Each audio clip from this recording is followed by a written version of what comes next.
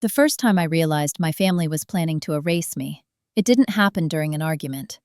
It happened during a meeting.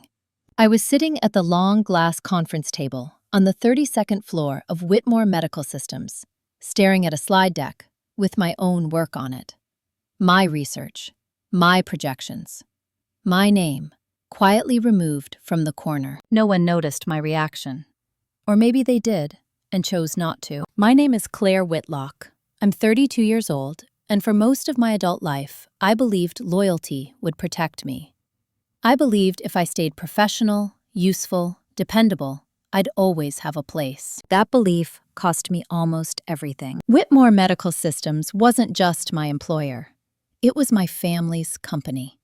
Founded by my grandfather after World War II, grown into a regional supplier of hospital equipment across 3 states. My father, Richard Whitlock, was the CEO. My older brother, Evan, served as COO. I was Director of Compliance and Risk, a role I'd built from scratch after earning my law degree and spending 6 years in healthcare regulation. I didn't join the company because of blood. I joined because they needed someone who understood federal oversight, audits, liability exposure.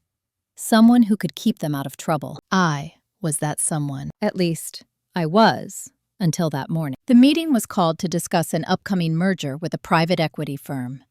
Big money. Bigger risks. I'd spent weeks preparing compliance safeguards, outlining red flags, making sure we didn't expose ourselves to criminal liability. As the slides advanced, I noticed something strange. My compliance framework was there, word for word, but my recommendations were softened. Risks downgraded. Language diluted. When the presentation ended, Evan smiled and said, "We've decided to streamline the process to avoid unnecessary obstacles." I looked at him. Unnecessary obstacles like federal law? A few people laughed politely. My father didn't. He folded his hands. "Claire, we appreciate your diligence, but this deal requires flexibility. Flexibility gets people indicted," I said calmly. The room went quiet. My father cleared his throat. "We'll take that under advisement." That was the moment. Not loud, not dramatic, just final. After the meeting, I went back to my office and closed the door. I pulled up the internal document history. The compliance draft had been edited at midnight the night before by Evan, approved by my father. No notification, no discussion. They hadn't disagreed with me. They'd gone around me. That afternoon, my assistant whispered, "There's talk about restructuring." I nodded. "I know." "What kind?" she asked carefully. "The kind where people like me are considered inconvenient." That night, my mother called. She asked how work was going. Her voice was light, practiced. I said, "They're changing things." She hesitated. "Your father mentioned that." I waited.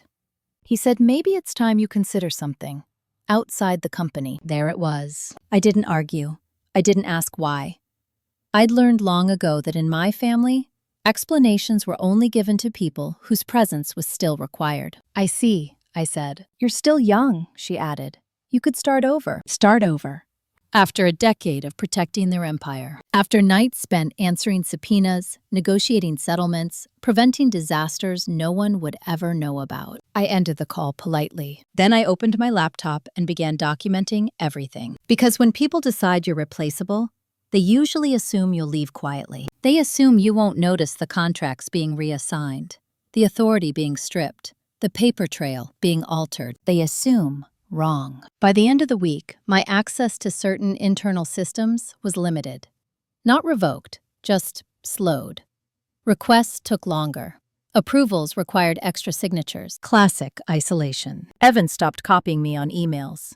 Meetings were rescheduled without my knowledge. At Sunday dinner, they acted normal. My father asked me to pass the salad. My mother discussed a charity gala. Evan joked about golf. No one mentioned work. That was when I understood something important. They weren't angry with me. They were done with me. And they expected me to accept it with grace. I didn't cry. I didn't confront them. I watched because I knew something they didn't. The merger they were pushing through violated at least 3 federal compliance thresholds, the kind regulators love to make examples out of. And every safeguard they removed had been there for a reason. They thought cutting me out would simplify things. What they didn't realize was that I wasn't just an employee. I was the firewall. And once a firewall steps aside, everything behind it becomes exposed. I didn't plan revenge that night. I planned documentation, because the most devastating retaliation doesn't come from anger. It comes from letting people face the consequences of the choices they insisted on making without you. And that was only the beginning. The changes didn't come all at once. They came politely. The first thing they took was my authority. It wasn't announced. No email, no memo. Just a quiet adjustment in workflow. Compliance reviews that used to land on my desk were rerouted to a newly created oversight committee.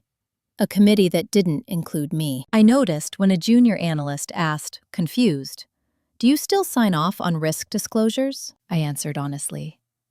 "Not anymore." She nodded, uncomfortable, and backed away like she'd stepped into something private. At Whitmore Medical Systems, silence was how decisions were enforced. If no one said anything out loud, no one could be accused of wrongdoing. That was the culture my grandfather had built, and the one my father perfected. I'd always been the exception. The inconvenient one who insisted silence didn't protect you when regulators showed up with subpoenas. Now I was being phased out with surgical precision. 2 weeks later, Evan called me into his office. He didn't close the door. "Claire," he said casually, "we're adjusting roles ahead of the merger." "I noticed," I replied. "This isn't personal," he added quickly. "The investors want a more streamlined leadership structure, meaning fewer people who say no," I said. He smiled thinly, meaning fewer bottlenecks. I studied his face. Evan had always been charming. He knew how to say things without saying them, how to make decisions feel inevitable. "Are you terminating my position?" I asked. "Not exactly," he said. "We're offering you a transition package." I waited. "Consulting status," he continued. 6 months. Advisory only, no decision-making authority. Generous compensation. Generous silence. "And after 6 months?" I asked. He shrugged. "We'll see." That was the moment I realized this wasn't about business. It was about control. They didn't want me gone yet. They wanted me contained. I said, "I'll review it." Evan nodded, relieved. "Good. Dad will be happy." That night, I didn't sleep. Not because I was scared. Because I was alert. I started pulling records. Emails, version histories, internal approvals. I stayed strictly within my access rights. I didn't download anything I wasn't authorized to see. I didn't need to. The story was already there. I saw where compliance language had been softened to appease investors, where audit schedules were delayed, where my previous warnings had been overridden with vague notes like, "Risk accepted." Risk accepted? By whom? Certainly not the people who would be held accountable. At home, my family life followed the same pattern. My mother stopped asking about work. My father avoided eye contact when business came up. Evan treated me like a guest in a house I'd helped maintain. At a birthday dinner for my niece, my father raised a toast. "To family," he said, "and to the future of the company." Everyone clapped. I smiled and sipped my wine. No one mentioned that the future he was celebrating no longer included me. That was the hardest part. Not the betrayal, the erasure. I'd spent years believing my value was obvious, that my contributions spoke for themselves. But in systems built on hierarchy, usefulness expires the moment it becomes inconvenient. A week later, I received the transition agreement. It was clean, polished, written by an outside firm, and buried on page 9 was the clause that changed everything. A non-disclosure agreement broad enough to prevent me from cooperating with regulators without company approval. They weren't just pushing me out. They were trying to muzzle me. I didn't sign it. Instead, I forwarded it to a former colleague from my regulatory days. Her name was Denise Harper. She now worked as an independent compliance consultant, specializing in whistleblower protections. Her reply came quickly. "This is aggressive," she wrote, "and sloppy." I felt something shift in my chest. Not fear, clarity. That evening, my father called. "You haven't signed," he said. "I'm reviewing it," I replied. "With whom?" he asked. "With counsel," I said. Not a lie. He exhaled sharply. "Claire, don't make this harder than it needs to be." "I'm not," I said. "I'm making it accurate." There was a pause. "This company gave you everything," he said. I looked out my window at the city lights. "No," I replied. "I gave this company everything. And now you're asking me to disappear quietly." "You're being dramatic," he said. "No, I said calmly. I'm being precise. He hung up. The next day, my access badge failed at the executive floor. Not revoked, just delayed. Security waved me through after a call. I thanked them and walked on, heart steady. That was when I understood the final truth. They believed I would fold. They believed blood would keep me compliant. They believed silence was loyalty. They were wrong, because loyalty without respect is just obedience. And obedience has an expiration date. By the end of that week, I'd made a decision. I wasn't going to fight them emotionally. I wasn't going to expose them recklessly. I was going to let the system they ignored do its job. All I had to do was step aside and make sure the record was complete. They thought the merger was the beginning of their future. They had no idea it was the beginning of the investigation that would dismantle everything they thought they controlled. And I was done warning them. I didn't announce my decision. I didn't storm into anyone's office or demand explanations. I showed up, did my work within the narrowing lanes they left me, and prepared my exit with the same care I'd once used to protect them. Because if you want the truth to survive scrutiny, you don't rush it. The first thing I did was inventory what I legally knew. Not files, not emails.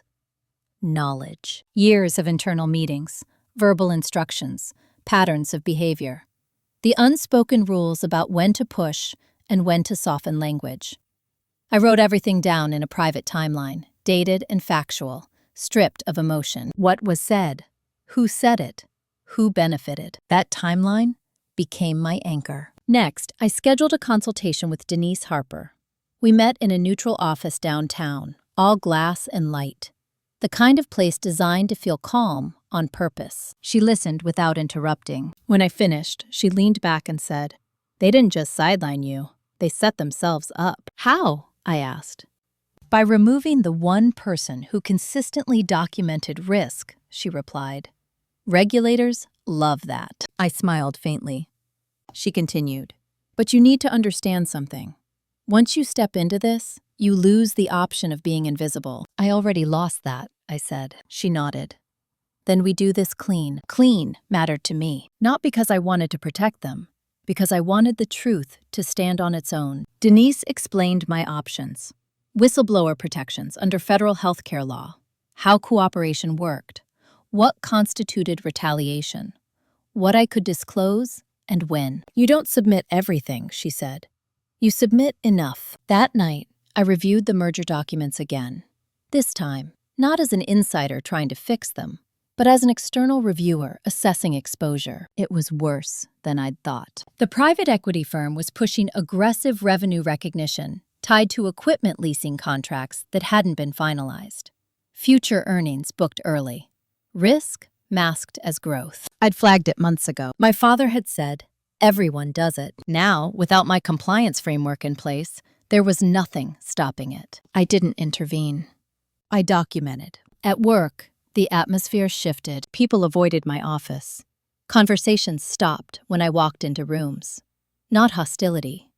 Fear. They knew something was wrong, even if they didn't know what. Evan stopped pretending this was temporary. He removed my name from the leadership directory. I found out when a vendor emailed, asking who handled compliance now. I forwarded the message to Evan with a single line. "Please advise." He never replied. That silence told me everything. At Sunday dinner, my mother asked if I was looking for other opportunities. "I'm considering my options," I said. My father didn't look up from his plate. "You don't have to rush," he said. "You'll always be part of this family." Family. I watched his hands. Steady. Confident. Hands that signed documents, approved edits, accepted risk. "You're right," I said.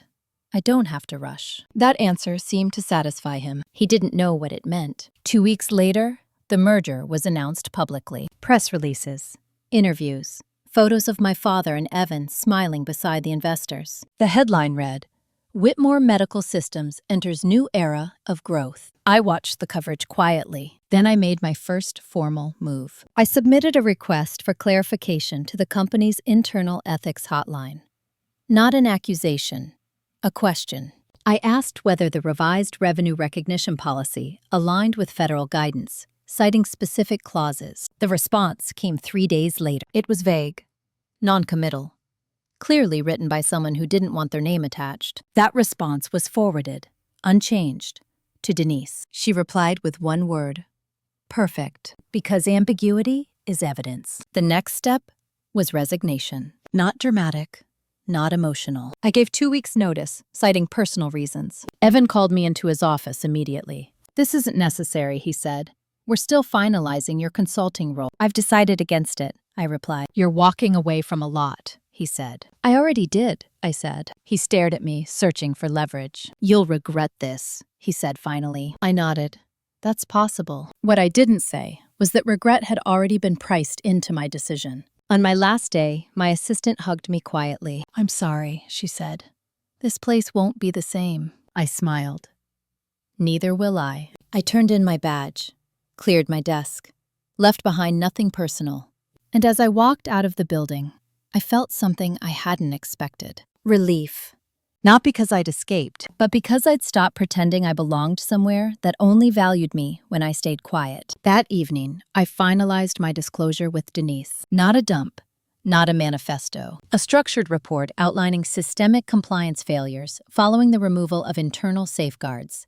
Timelines, roles, decisions. No opinions, just facts. She submitted it through the appropriate federal channel the next morning. And with that, my part was done. I didn't call my family. I didn't warn them, because warnings had been my job, and they'd decided they no longer needed me. What they didn't understand was that once you remove the person who keeps the record doesn't disappear. It just changes hands. The investigation wouldn't begin loudly. It never does. It would begin with a request for information, then another, then a pattern. And by the time my father realized what was happening, it would already be too late to control the narrative. I didn't need revenge. I needed accountability. And I had just set it in motion. The next chapter would begin the moment the first official letter arrived. And when it did, there would be no one left to blame but themselves. The first letter arrived on a Tuesday morning. Not to me. To the company. I only knew because Evan called. He didn't say hello. "Did you do this?" he asked. His voice was low, controlled, but I could hear the shift underneath, the strain of someone who had just lost certainty. "Do what?" I asked. "We received an information request," he said, "from HHS, Office of Inspector General." I leaned back in my chair and waited. "They're asking about our revenue recognition policies," he continued, "our compliance oversight, our internal controls." I said nothing. "Claire," he said, sharper now, "did you initiate this?" I chose my words carefully. "I resigned," I said.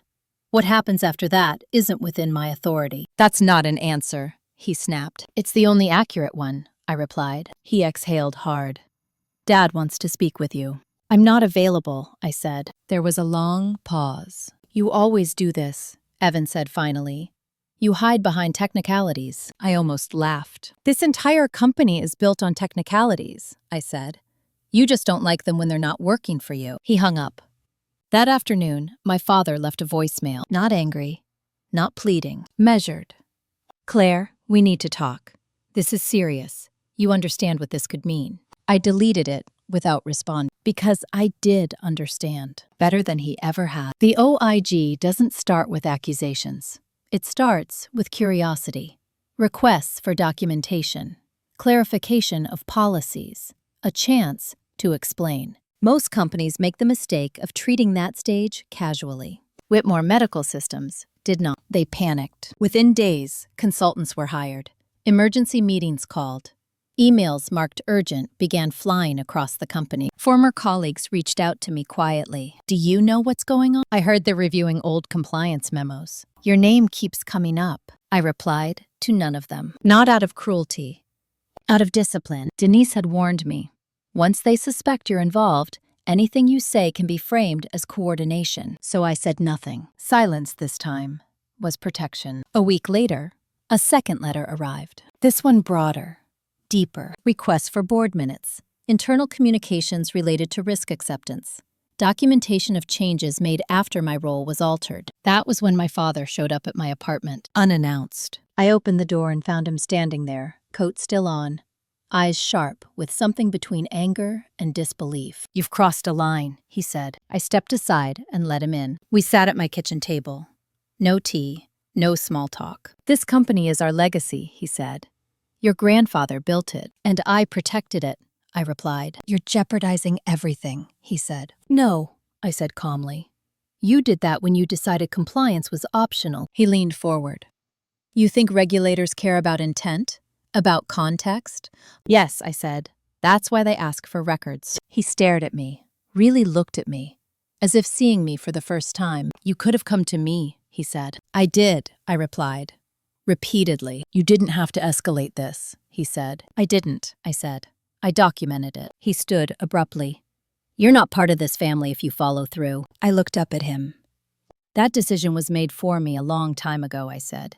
"You just formalized it." He left without another word. That night, Denise called. "They're cooperating," she said.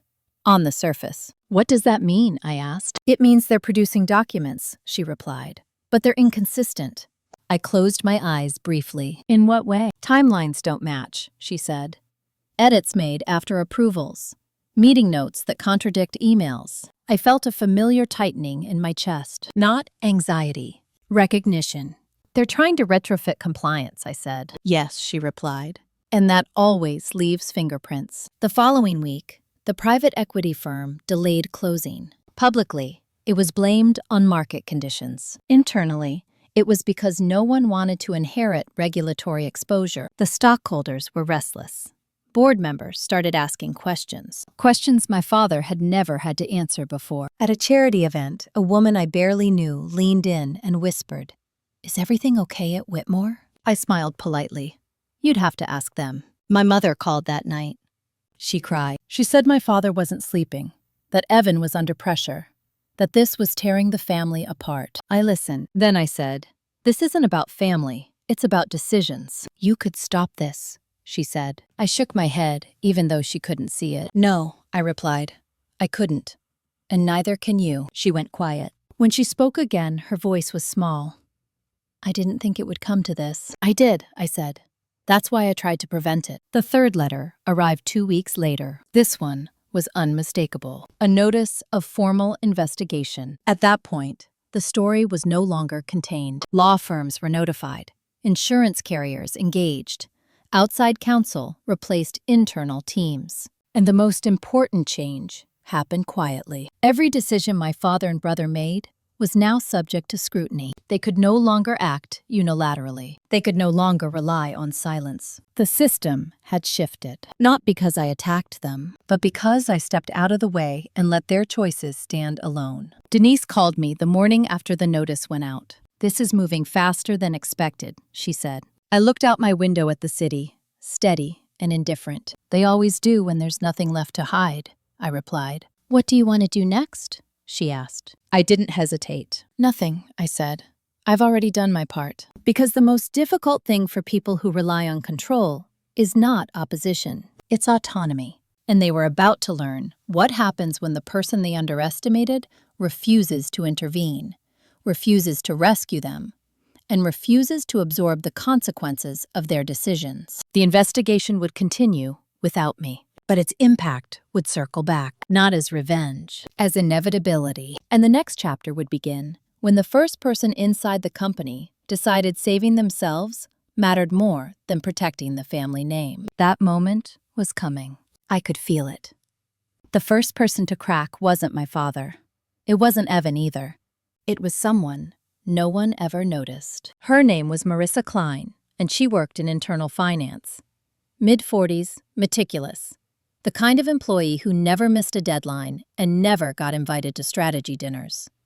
She'd been with the company almost as long as I had, long enough to see how decisions actually got made. She emailed Denise first, not me. Denise told me later, in careful language, the way professionals do when they know the weight of what they're about to say. She asked about cooperation, Denise said, specifically protections. I wasn't surprised. When pressure builds, people don't break all at once.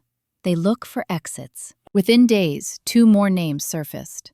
A junior legal associate, a regional operations manager. People who'd been instructed to implement changes without written directives. People who'd sensed something was wrong, but didn't have the authority to stop it. Now, they had a reason to speak. At Whitmore Medical Systems, the mood shifted from panic to suspicion.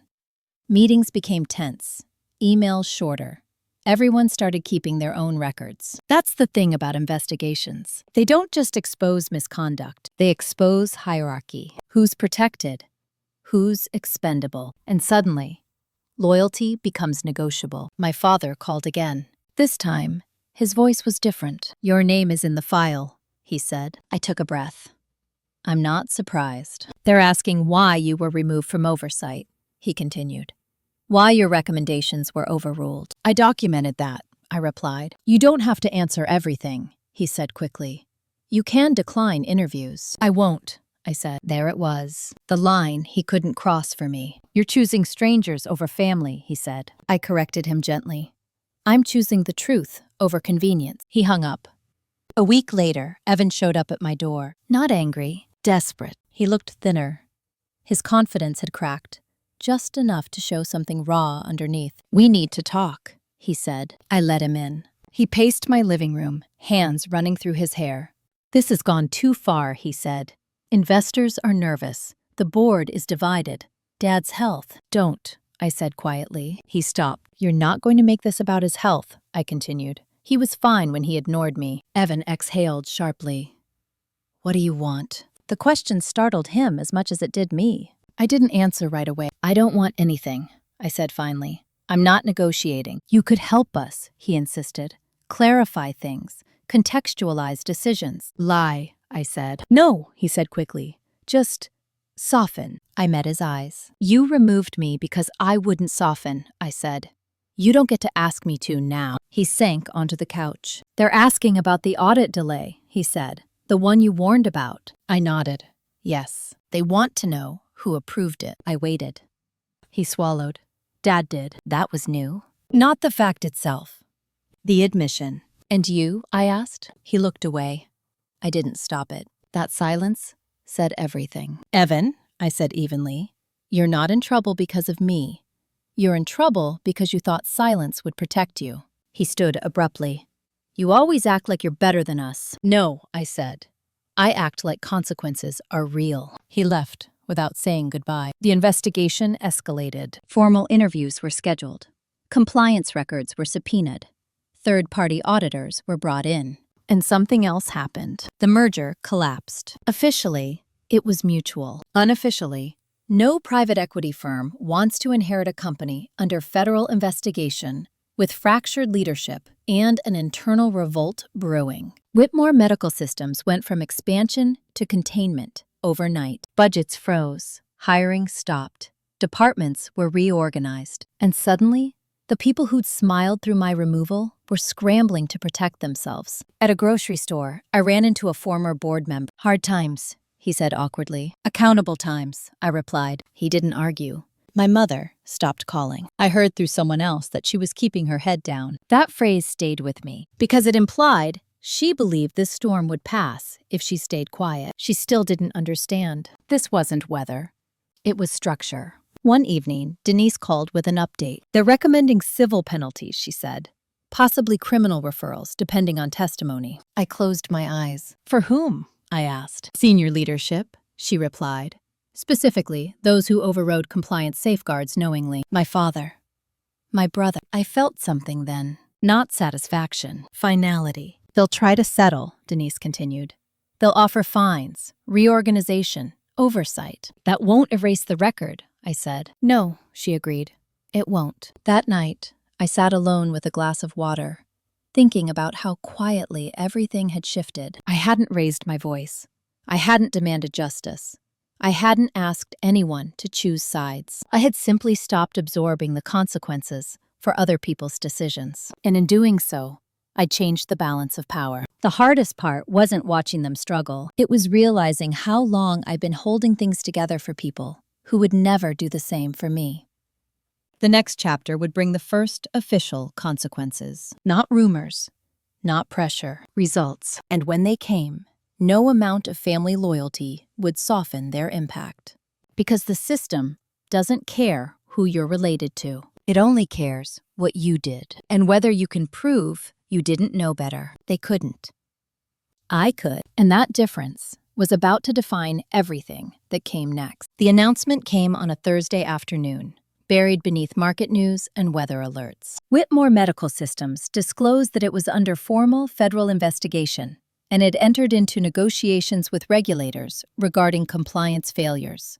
The language was careful, neutral, designed to minimize panic. It didn't work. By Friday morning, reporters were calling. Not aggressively, not yet. Just enough to signal that the story had legs. A family business, a failed merger, a whistleblower who happened to be the CEO's daughter. That detail hadn't been confirmed publicly, but it didn't need to be. People in the industry talk. So do lawyers. So do former employees who finally feel safe enough to mention names. I turned off the news and went for a walk. It was strange how ordinary the day felt. Sunlight, traffic, people arguing over coffee orders. The world hadn't shifted the way my family's had. That perspective mattered, because it reminded me this wasn't about drama. It was about systems finally catching up. That evening, Denise called. They've agreed to a settlement framework, she said. Significant fines, mandatory compliance monitors, leadership changes. Changes how? I asked. She paused. Your father will step down as CEO. Evan will be removed from operational authority. I stopped walking, not because I was shocked, because part of me had always known this was the only possible outcome. When? I asked. Announcement likely next week, she replied. They're negotiating optics. Optics. That word had guided my family for decades. Appear stable. Appear unified.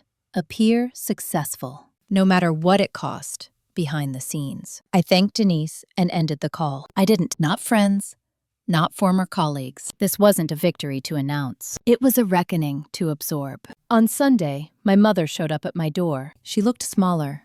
Not physically, emotionally.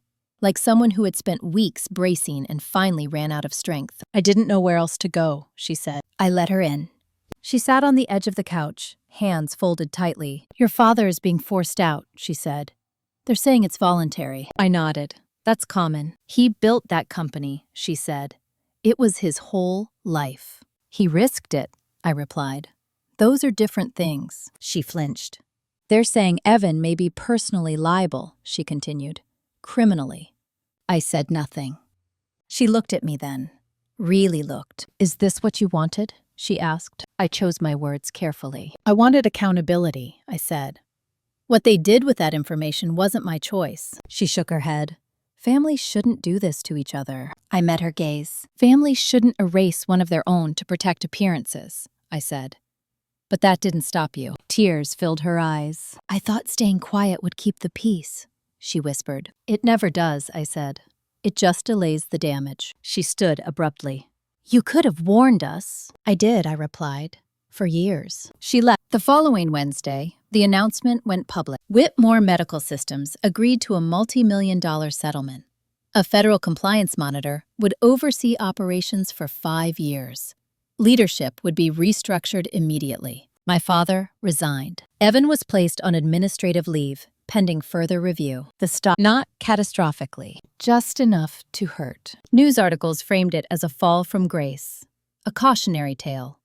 A reminder that family-run businesses often struggle with governance. But the implication was everywhere. Former colleagues reached out cautiously. I'm sorry for how things ended. You were right about the merger. I should have listened. I think because apologies after consequences aren't repair. They're relief.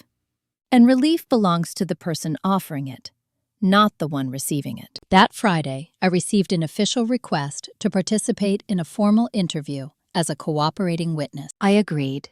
Not eagerly, responsibly. The interview was conducted in a neutral office, recorded, structured. I answered questions factually, calmly, without commentary. What warnings I gave, when, how they were handled. The investigators didn't interrupt. They didn't need to. The record spoke clearly. At one point, one of them asked, "Why did you stay as long as you did?" I paused. Because I believed responsibility mattered, I said, and because I thought loyalty would eventually be reciprocated. He nodded slowly. "That's common," he said. When it was over, I walked out feeling lighter than I had in years. Not triumphant, unburdened. That night, Evan emailed me. Just one line. "I never thought you'd let it go this far." I stared at the screen for a long time. Then I replied. I didn't let it go. I stopped holding it up. He didn't respond. In the weeks that followed, the company changed rapidly. New leadership, new policies, external oversight that couldn't be bypassed. The Whitmore name still existed, but the power behind it was gone. My father retreated from public life. My mother stopped attending events. Evan hired a defense attorney and disappeared from view. And me? I went back to my life. I took a short-term consulting role with a healthcare nonprofit. Low drama, high impact, clear boundaries.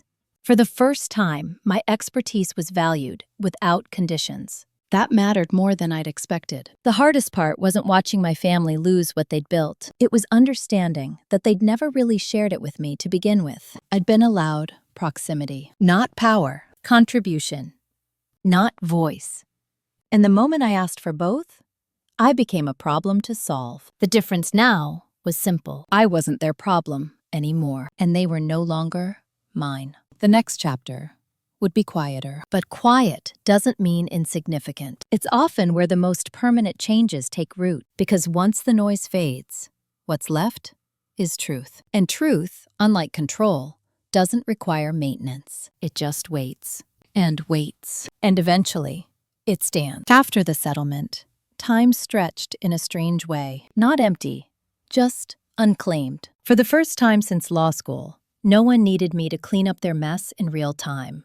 No urgent calls, no half explanations disguised as strategy. No pressure to soften reality so someone else could sleep at night. Freedom, I learned, isn't loud. It's quiet enough to make you uneasy if you've never had it before. I filled my days deliberately. Consulting work in the mornings, long walks in the afternoons. Reading things that had nothing to do with compliance or crisis management.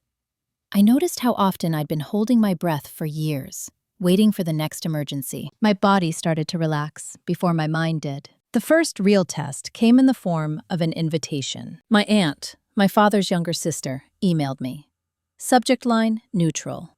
Tone, cautious. She wanted to meet for lunch. I considered ignoring it. Then I reconsidered. Avoidance would feel like fear. I chose clarity instead. We met at a small restaurant halfway between our neighborhoods. Public, neutral, safe. She hugged me lightly, like someone unsure whether affection was still allowed. "I'm so sorry," she said immediately. "For everything." I nodded. "I know." She looked relieved I hadn't pushed back. "They're saying you destroyed the family," she continued, lowering her voice. "That you took things too far." I took a sip of water. "Who is they?" She hesitated. "Your parents, Evan." I smiled faintly. "That makes sense." She frowned. "Does it?" "Yes," I said. "It's easier than saying they ignored warnings until consequences arrived." She studied me for a moment. "You don't sound angry." "I'm not," I replied. Anger would mean I'm still negotiating. That seemed to land. "They're struggling," she said quietly. "I know," I said. "So am I." She looked surprised. "You are?" "Of course," I replied. "Loss is loss, even when it's necessary." She nodded slowly. We talked about neutral things after that. Weather, her grandchildren. Nothing that mattered enough to reopen wounds. When we stood to leave, she said, "I hope someday this can be repaired." I met her eyes. "Some things aren't broken," I said. "They're complete." She didn't argue. That night, I dreamed about the company building, the executive floor, the long glass table. But this time, my chair was empty, and no one noticed. I woke up calm. That felt like progress. A month later, the final shoe dropped. Evan was formally charged. Not dramatically, not publicly televised, but the charges were real. Accounting irregularities, willful misrepresentation, failure to maintain required controls. My phone buzzed nonstop that day. Messages from numbers I hadn't heard from in years. "Is it true? Did you know this would happen? You must feel vindicated." I replied to none of them. Because vindication wasn't the point. Distance was. My mother left a voicemail. Her voice was raw, unfiltered in a way I'd never heard. "I don't recognize our life anymore," she said. "Everything feels like it's collapsing." I didn't return the call, not because I didn't care, but because I finally understood something crucial. Caring doesn't mean re-entering a system that will consume you again. I met with my own lawyer the following week. Not Denise. Someone new. Someone focused on my future, not my past. We discussed estate planning, asset protection, long-term strategy. It felt strange, planning a life that didn't revolve around mitigating other people's risks. But it also felt grounding. "You're being very thorough," he said. "I've learned the value of preparation," I replied. That winter, the holidays came quietly. No family dinners, no tense toasts, no carefully managed conversations. Just me, a few close friends, and a sense of calm I'd never associated with December before. On Christmas morning, I received a package. No return address. Inside was a photo. My grandfather, younger than I'd ever known him, standing in front of the original warehouse, the company's first location. Handwritten on the back, in my mother's handwriting. "He wanted you to have this." I stared at it for a long time. Then I placed it on my bookshelf, not as a reminder of what I lost, but of what I never actually had. Legacy, I realized, isn't something you inherit. It's something you choose to build. In January, I accepted a permanent role. Chief Ethics Officer for a healthcare consortium. Independent, well-funded, transparent governance. No family ties. No hidden agendas. Just work that mattered. Done cleanly. The irony wasn't lost on me. The very thing my family had pushed me out for had become the foundation of my next chapter. They had called me inflexible. Now flexibility wasn't an option. Integrity was. I drove past the old Whitmore headquarters one afternoon. Out of curiosity, not nostalgia. The logo was still there, but the windows looked darker, less alive. I didn't stop, because I didn't need closure in the form of proximity. I already had it. The cost of being free, I learned, is distance. Distance from people who only loved you when you were useful. Distance from narratives that required your silence. Distance from the version of yourself that believed endurance was the same as strength. But the reward is clarity. And clarity is worth everything it costs. The next chapter wouldn't be about them. It would be about what happens when you stop orbiting someone else's gravity and finally move under your own. And once that shift happens, there's no going back, only forward. The first article that mentioned my name got it wrong. Not egregiously, not maliciously, just wrong enough to remind me how easily narratives shift when other people control the frame. It ran in a regional business journal, buried halfway down the page. A piece about governance reform at Whitmore Medical Systems, the fallout of family leadership, the usual cautionary language. And then a line. Sources say internal dissent from a former executive, also a family member, played a role in triggering regulatory scrutiny. Former executive. Internal dissent. I read it twice, then closed the tab. Because that was how history gets rewritten. Not with lies, but with euphemisms that blur responsibility. I didn't respond. I didn't request a correction. Engaging would have invited debate, and debate would have implied ambiguity. There wasn't any. Still, I felt it. The old reflex. The urge to clarify, to explain, to defend my credibility. That urge was the last remnant of the system I'd left. I let it pass. 2 weeks later, I was asked to speak on a panel about ethics in healthcare governance. The invitation came from a national association, unrelated to Whitmore, focused on future-facing compliance models. I hesitated. Public visibility had never been my goal, but avoidance, I'd learned, was just another form of control if it dictated your choices. I accepted. The panel was held in Chicago. Large room, neutral stage, no sensational framing. During the Q&A, a woman in the audience stood. "Can you talk about the personal cost of whistleblowing?" she asked, "especially when it involves family?" The room went quiet. I didn't look for my prepared answer. I said the cost isn't speaking up. The cost is staying silent too long. A few people nodded. That silence teaches people how much of you they're allowed to take, I continued. And once they learn that, it's very hard to unteach. Afterward, several attendees approached me privately. Some thanked me. Some shared their own stories, quiet ones, unresolved ones. I realized then that my story no longer belonged only to my family. It had moved. That realization was both grounding and dangerous. Because when your story becomes useful to others, people start projecting meaning onto it. Strength, vindication, triumph, none of which matched how it felt to live it. The real aftermath wasn't dramatic. It was logistical. My parents' assets were frozen temporarily as part of the settlement. Not seized, just monitored. The house they lived in was still theirs, but its value was now tied up in compliance guarantees. They downsized. I heard that from a neighbor, not them. Evan's case moved slowly. White-collar investigations always do. Delays, motions, negotiations. He hired a public relations firm. That told me everything. One afternoon, I received an email from a journalist. She was polite, thorough. Said she was working on a long-form piece about whistleblowers in family-run companies. She wanted to interview me. I declined. Not because I was afraid, because the story she wanted to tell wasn't the one I lived. It would have focused on rupture, on spectacle, on the personal drama. What mattered to me was structure, process, the quiet mechanics of how power actually shifts when one person stops absorbing blame. I wasn't interested in being reduced to a symbol. At my new job, things stabilized into a rhythm I trusted. Clear reporting lines, documented decisions, oversight that couldn't be bypassed with charm or history. During my first quarterly review, the board chair said, "You're very firm." I smiled. "I'm consistent." She nodded. That's what we needed. That sentence stayed with me because consistency had been my problem before. Too much of it. Too little tolerance for improvisation disguised as leadership. Now, it was my value. In early spring, my mother sent a letter. Not a card, not an email. A letter. Her handwriting was familiar. Careful. Controlled. She wrote about the move. About the house feeling empty. About how she'd found old boxes in the attic and didn't know what to do with them. Then she wrote this. "I see now how much you carried for us. I didn't understand that silence was a choice. I thought it was safety." I folded the letter and placed it in a drawer. I didn't respond. Understanding, I'd learned, doesn't reverse damage. It only names it. That same week, I was asked to review a draft policy at work.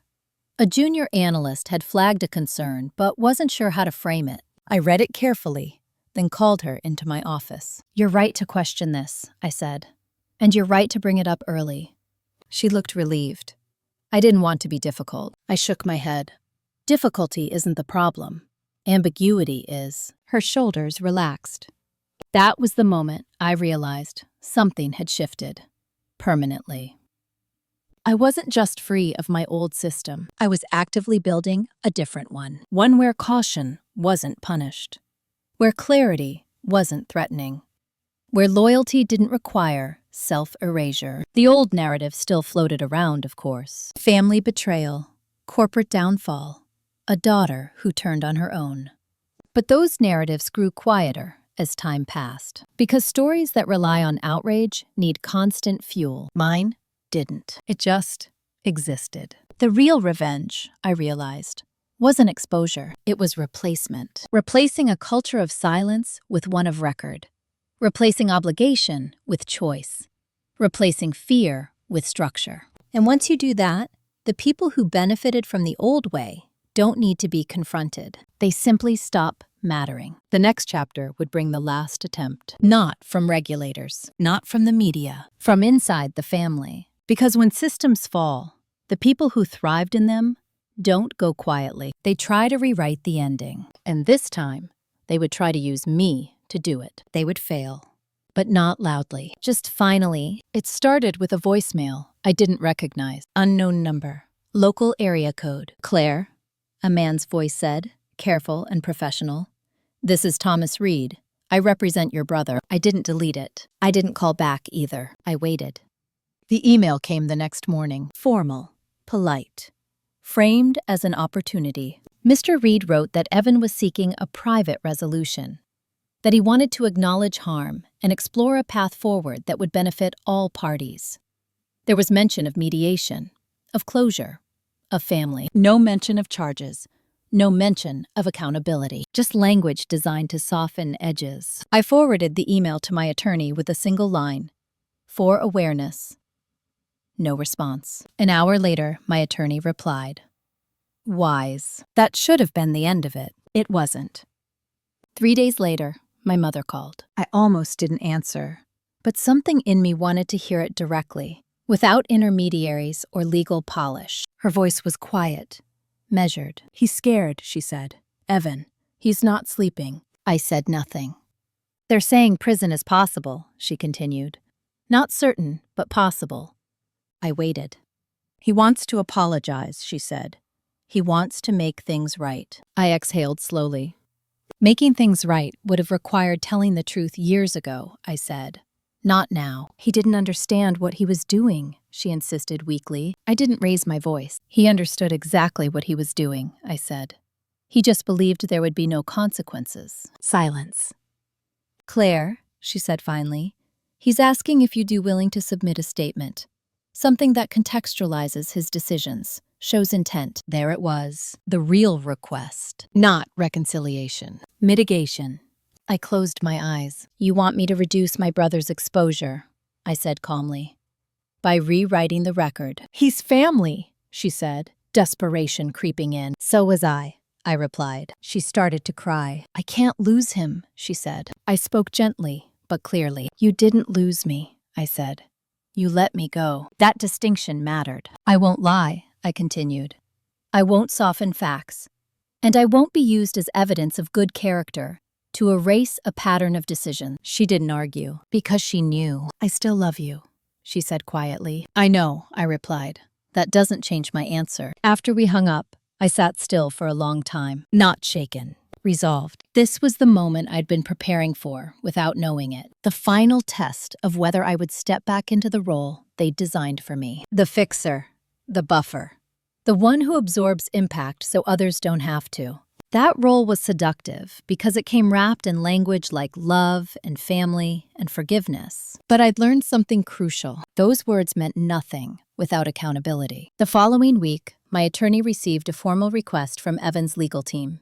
They wanted to depose me early, voluntarily. Friendly setting. Off-the-record discussions first. We declined. Everything would go through formal channels. No favors. No shortcuts. 2 days later, I received a message from Evan himself. Not through a lawyer. Not through our mother. Direct. "Claire, I know I don't deserve this, but I need your help.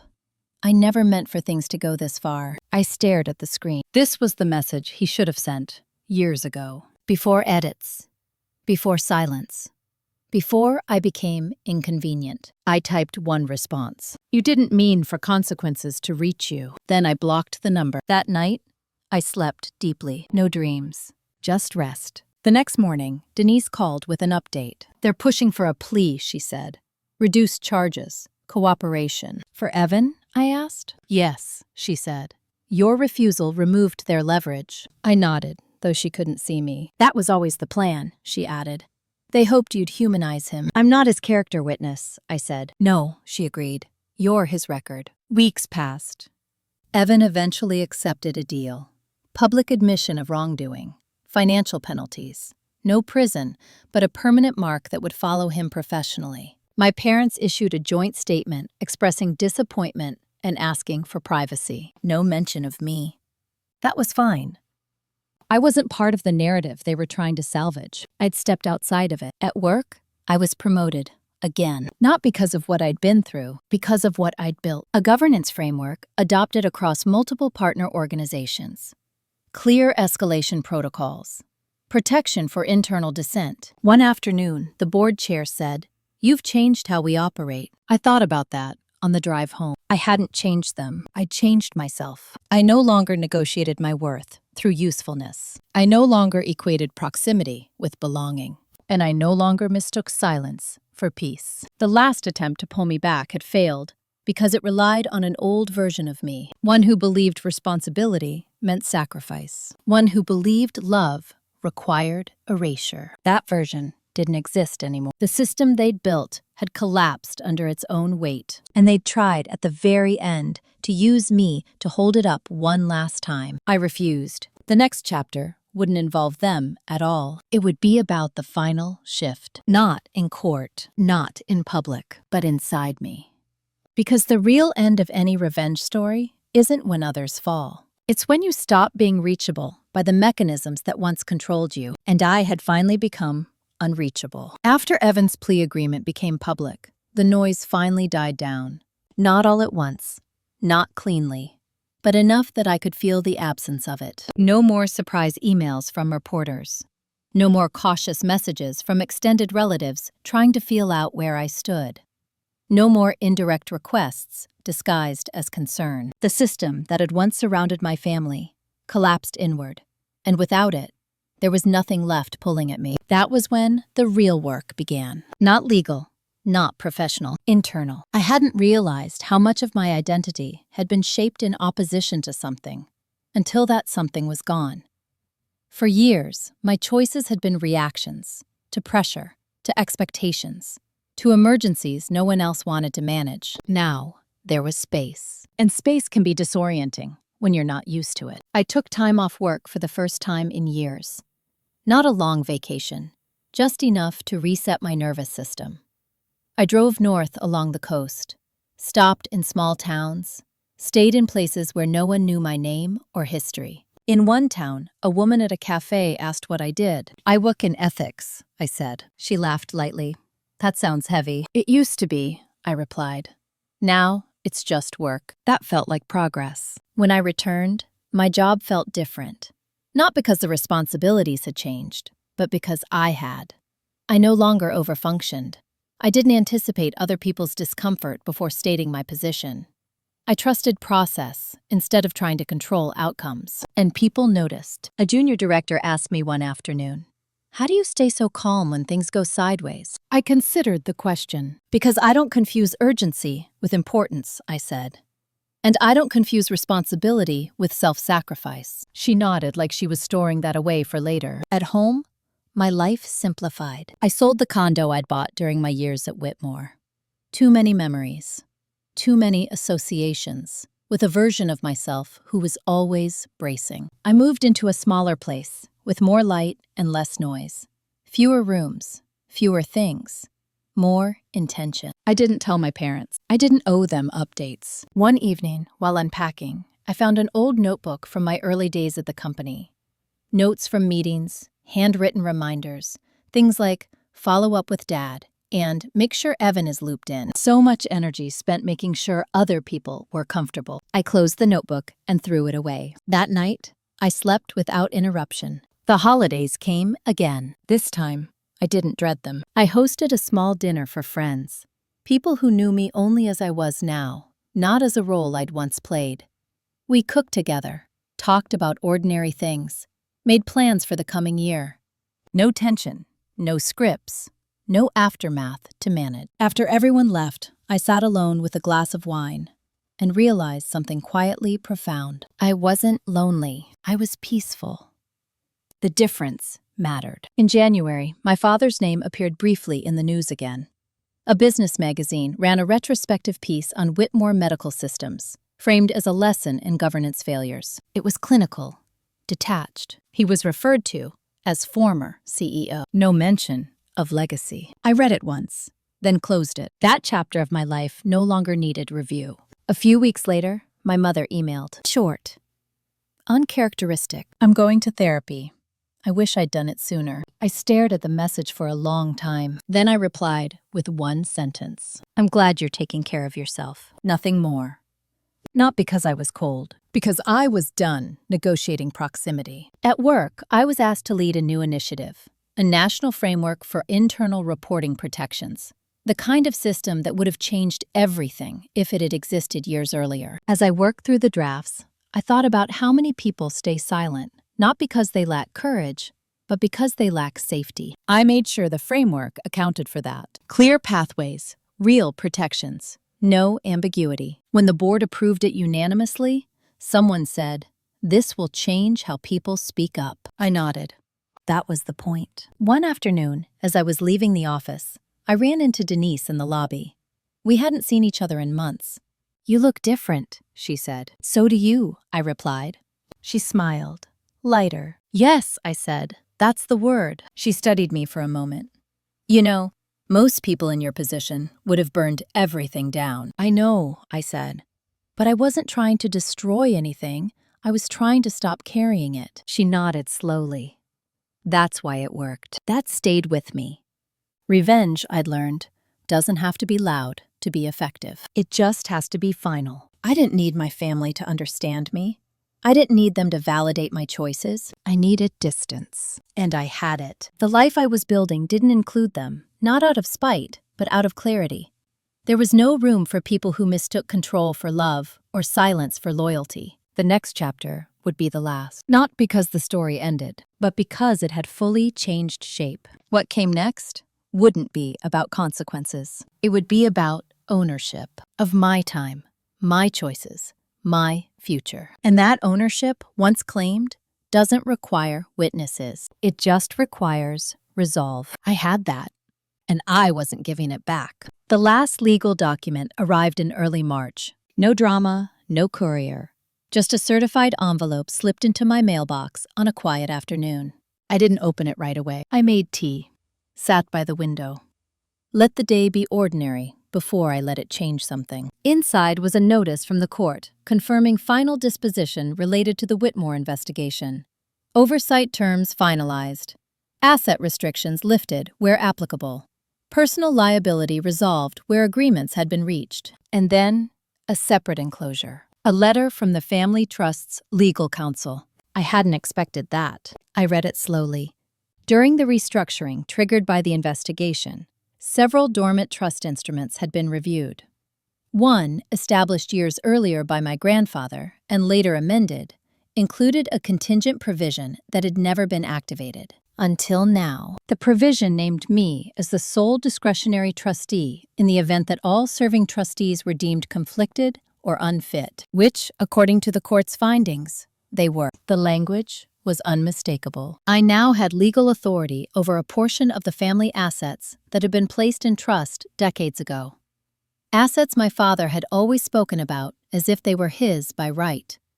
Assets Evan had assumed would eventually be his. They never bothered to tell me about the clause. They assumed it would never matter. I closed my eyes and let the weight of that settle. This wasn't revenge. This was reclamation. I called my attorney. He was quiet for a moment after I explained. Well, he said finally, this changes the board. I'm not interested in leverage, I replied.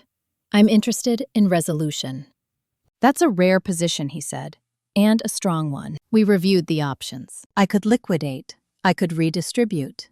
I could maintain control indefinitely. The trust allowed for broad discretion, provided decisions aligned with its original purpose: education, healthcare access, and long-term stability. My grandfather's handwriting appeared in the margins of the scanned document. Preserve what matters, remove what doesn't. I remembered him clearly in that moment. Quiet, observant, never impressed by titles. He used to ask me questions no one else did. Not what I wanted to be, but what I noticed. That night, my father called. For the first time in months, his voice wasn't defensive. It was tired. I heard about the trust, he said. I'm sure you did, I replied. You don't have to do this, he said. We can figure something out. I didn't raise my voice. There's nothing to figure out, I said. This was already decided, just not by you. He was quiet for a long time. You always were his favorite, he said finally, bitterness seeping through. I corrected him gently. I was his responsibility. He hung up. 2 days later, Evan emailed. No legal framing, no manipulation, just anger. You're taking everything, he wrote. I didn't respond, because that wasn't true. I wasn't taking anything. I was returning it to its purpose. Over the next several weeks, I worked with advisors to restructure the trust. Not secretly, not defensively, transparently. Funding scholarships in healthcare ethics and compliance. Supporting clinics in underserved areas. Endowing programs that protected the very systems my family had tried to bypass. Every decision aligned with the trust language. Every move documented. When it was done, the trust no longer benefited any one family member directly. It existed for outcomes, not inheritance. My parents received formal notice. No explanation, no apology. No invitation to discuss, just confirmation. My mother sent one last message. I suppose this is goodbye. I read it once, then replied, this is me choosing correctly. After that, nothing. And for the first time, the silence didn't feel like absence. It felt like ownership. I realized then that the most profound shift hadn't been legal or professional. It was internal. I no longer needed my family to witness my choices, for them to be valid. I no longer needed proximity to feel legitimate. And I no longer needed to prove anything through endurance. The trust had given me something unexpected. Not power over them. Power away from them. That distinction mattered. Because power used to escape a system is different from power used to control one. One liberates. The other just replaces the hierarchy. I wasn't interested in replacement. I was interested in ending the cycle. At work, I shared the news only with my legal team. Not because it was secret, because it wasn't relevant to who I was becoming. I was no longer the woman reacting to betrayal. I was the woman defining structure. And structure, once built properly, doesn't need defense. It stands. The final chapter wouldn't be about what I lost or what they lost. It would be about what I kept and why that mattered more than anything else that came before. The strange thing about the end of a long conflict is that it doesn't announce itself. There was no moment where I woke up and thought, this is over. It just stopped demanding my attention. Weeks passed without new emails, new legal updates, new attempts to pull me back into a story I no longer belonged to. The silence held. Not the fragile kind that waits to be broken, but the settled kind that means something has finished its work. I didn't celebrate. I didn't grieve. I simply adjusted. The trust work concluded quietly. Funds transferred, programs launched, agreements signed. The structure my grandfather had envisioned, one based on stewardship rather than entitlement, was finally real. No plaques, no press, no family name attached, just outcomes. That mattered to me more than recognition ever could. At my job, the national framework we'd built went live. Reports came in from partner organizations describing how employees felt safer raising concerns, how issues were being addressed earlier, how escalation no longer meant retaliation. One message stayed with me. I spoke up because the system finally made room for me. I read that line twice. That was the point of everything. Not punishment. Prevention. One evening, I ran into my mother unexpectedly at a bookstore. Neither of us had planned it. No advance notice, no preparation. She looked older, softer around the edges, less armored. We stood there awkwardly for a moment. I didn't think I'd see you, she said. Neither did I replied. She nodded, as if accepting that coincidence had its own boundaries. I'm learning a lot in therapy, she said. About control, about fear. I believed her. I'm glad, I said. She hesitated. I wish I had protected you. I met her eyes. I know, I said. But wishing isn't the same as choosing. She swallowed. I hope you're happy, she said. I thought about that. Happy isn't the right word, I replied. But I'm at peace. She nodded slowly. We didn't hug. We didn't make plans. We walked away. And that was enough. Later that night, I thought about the version of myself who would have chased that moment, tried to turn it into reconciliation, searched for meaning and proximity. That woman had believed that closure came from others. She was wrong. Closure comes from alignment, from living in a way that no longer contradicts your values, just to stay connected. I had that now. The revenge everyone expects in stories like this is loud, destructive, satisfying in the short term. That wasn't mine. Mine was quieter. I stopped rescuing people who wouldn't choose accountability. I stopped shrinking to make others comfortable. I stopped confusing love with endurance. And in doing so, I reclaimed something more valuable than any asset or title, my right to choose myself. If there's one thing I know now, it's this. You don't owe access to people who misuse it. You don't owe silence to people who benefit from it. And you don't owe loyalty to systems built on your compliance. Boundaries aren't walls, they're doors. And you decide who gets a key. I didn't destroy my family. I outgrew the version of it that required my erasure. That's not cruelty. That's survival with dignity. If this story resonated with you, if you've ever felt controlled under the guise of love, or pushed aside for being inconveniently honest. Know this: you're not too much. You're not disloyal. You're not wrong for noticing. You're just ready. Thank you for staying with me until the end. If this story gave you clarity or strength, take a moment to like, comment, or subscribe. These stories reach the people who need them most when they're shared. Sometimes the strongest revenge isn't payback. It's walking away with your values intact and your future fully in your own hands.